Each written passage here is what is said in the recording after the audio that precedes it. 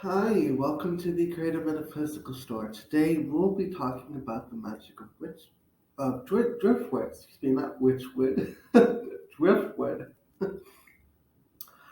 Um, we One of the many uses of driftwood is transformation. The reason being, why I say transformation is, as the it drifts through the oceans or the waters it drifts into. It transforms not only the outside but also the innards of the driftwood. And much like that, it helps us. We when we tend to we when we transform, we don't tend to just do the surface level, but we tend to go very deep in transformation and come out something new. That being said, this helps give us the courage to keep going deeper and to have hope. It's good for hope when you're struggling with a certain change. It has a lot of healing aspects. You can use this in a crystal grid. I'm actually going to be using this one with the crystal grid of many different varieties of calcite. So it's going to be awesome. I'm going to see how well it turns out. Um, it is also good for when you have someone, an enemy, that both seen or unseen, you could make a poppet and tie a little piece of end of the driftwood and take that poppet and what you could do is attach the poppet to the piece of driftwood. And if you don't really have any way to articulate specific enemies, I would encourage you just writing on a piece of paper all my enemies, unseen and seen, and those that are chaotically dark or pretend to be light. I drift you apart and drift you away from my life to free me from cosmic discord and strife. And I'm going to roll up that piece of paper, going to stuff it in the poppet. I would encourage, if you want to not just fill it with the paper, you could add herbs that deal with banishing and binding. So you could like garlic, uh, salt, cumin, curry, all that good stuff. That good stuff.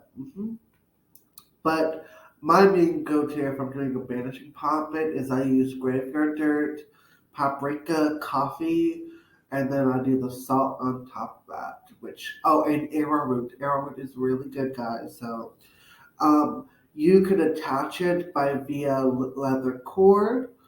I would most definitely recommend copper instead of leather, because driftwood is connected to the energy of the water. It transformed itself by immersing with the water and the goddess spirit. And Venus that is referenced as the goddess of the sea, same with Aphrodite in Greek mythology. So that is a good way to connect with, to incorporate that.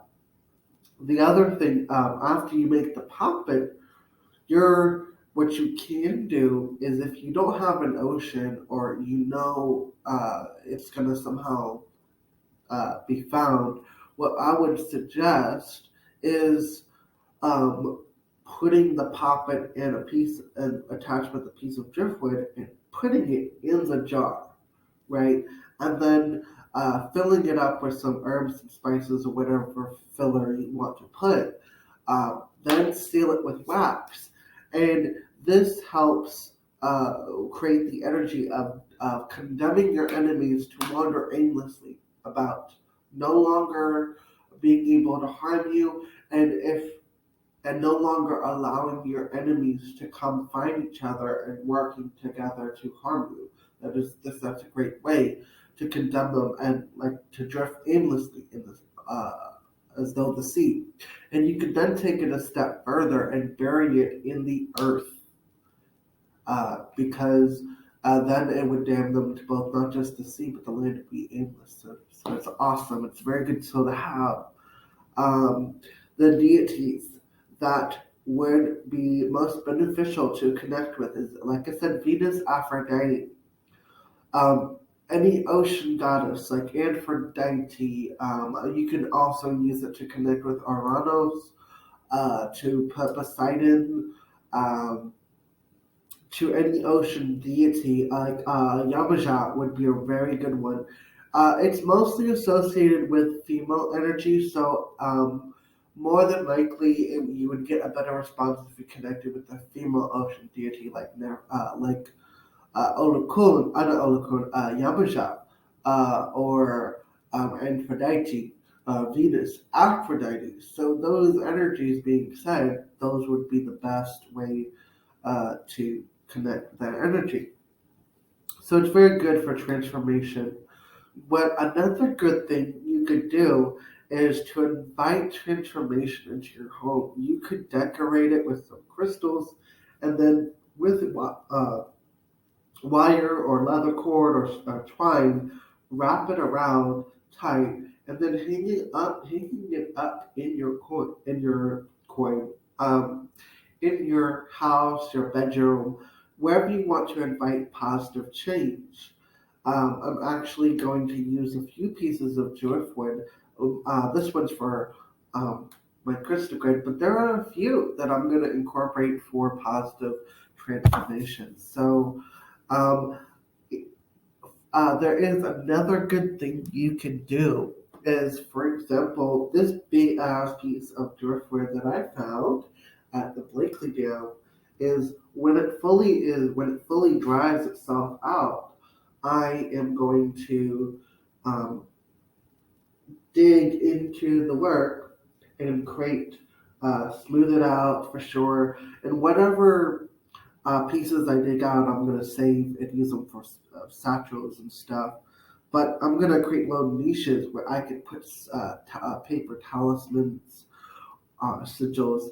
It serves as a great conductor, much like copper. Driftwood is a conductor.